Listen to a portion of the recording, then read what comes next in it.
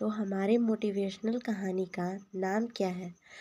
हमारे मोटिवेशनल कहानी का नाम है एक आदमी जिसने हार नहीं मानी। एक छोटे से शहर में रोहन नाम का एक व्यक्ति रहता था। वह 35 साल का था, बेरोजगार था और कर्ज में डूबा हुआ था। जिंदगी ने उसे कई बार गिराया। असफल व्यापार, छूटे हुए मौके और एक टूटा हुआ रिश्ता। लोग उसके बारे में कहते थे यह कभी सफल नहीं हो सकता। एक दिन वह एक पार्क की बेंच पर बैठा था, उदास और हारा हुआ। एक बुजुर्ग व्यक्ति पास बैठा था। उसने रोहन की चेहरे की मायूसी देखी और पूछा, बेटा इतना हताश क्यों हो? रोहन ने गहरी सांस ली, कहा, मैंने बहुत कोशिश की लेकिन हर बार असफल रहा। शायद मैं सफलता के लायक नहीं हूँ। बुजुर्ग मुस्कुराया और जमीन से एक छोटा सा बीज उठाया।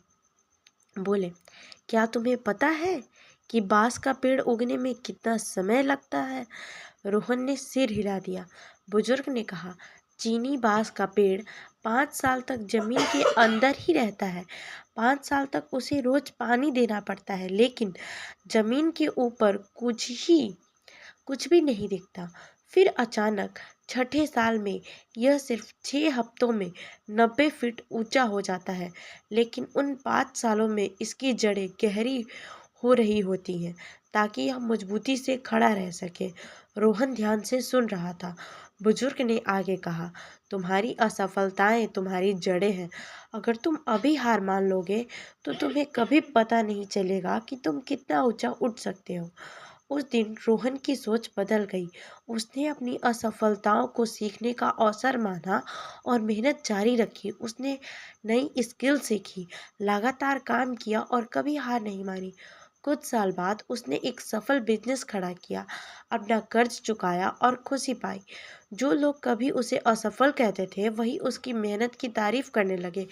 तो देखिए हमें इस कहानी से क्या सीख मिलती है। सफलता एक दिन में नहीं मिलती।